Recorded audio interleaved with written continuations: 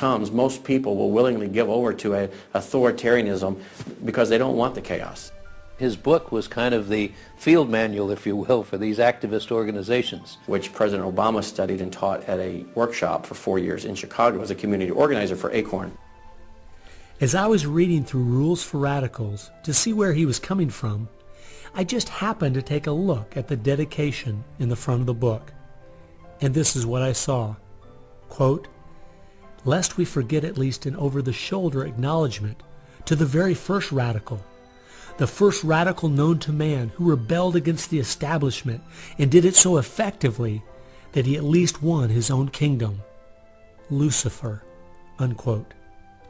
Saul Alinsky from Antonio Gramsci has had an incredible amount of influence on our president and on our society, and he dedicates his book openly to Lucifer, Satan. I think that says more about where their ideas and plans are based than anything else. You asked what Saul Alinsky's impact is on the leftist movement today, and it basically defines it. It defines it. Saul Alinsky took the best of Gramsci and the best of the Fabian socialist ideas, combined, repackaged, and sold them to the 60s radicals.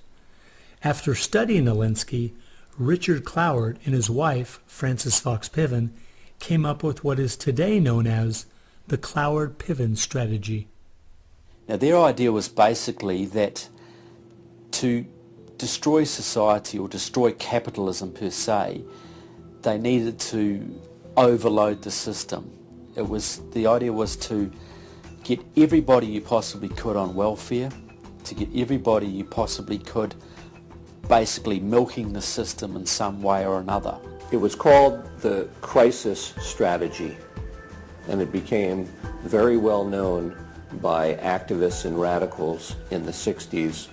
They published an article in the May 1966 issue of Nation magazine called The Weight of the Poor, in which they outlined their strategy. Rathke read that article, and Rathke ended up starting what we now know today as ACORN, and of course Cloward and Piven had been studying Saul Alinsky. So Antonio Gramsci gives us Saul Alinsky. Saul Alinsky gives us the Cloward-Piven strategy, this husband and wife that said, hey, let's collapse the American economy by implementing so many entitlements, so much of a welfare state at collapse.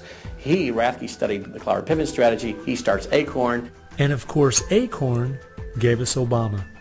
And to show what a small world it is, Wade Rathke, who started ACORN, was the draft resistance organizer for SDS, the group the Fabians started.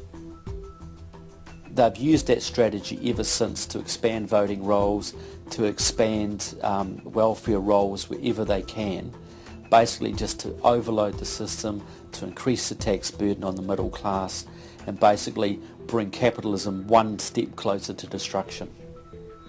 I guess we shouldn't be surprised that we still have open borders, that so many people are dependent on the government, and that the left keeps pushing these programs when all they've done is tear apart the black families in America and create generational cycles of poverty.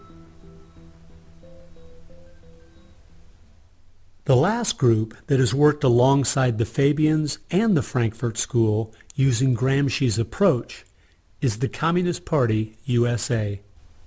Probably the most important book on this subject is called Towards Soviet America by William Z. Foster. William Z. Foster was the head of the Communist Party himself.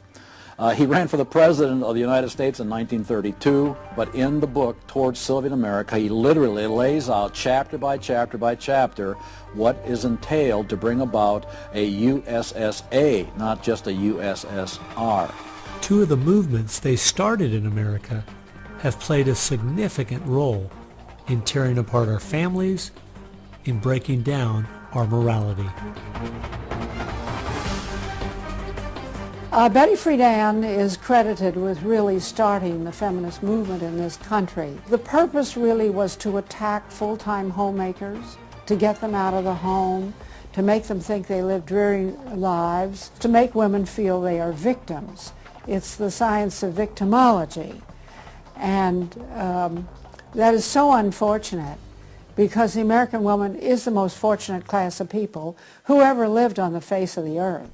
And to try to tell them that they are victims of an oppressive, unjust patriarchy is just a grievous lie.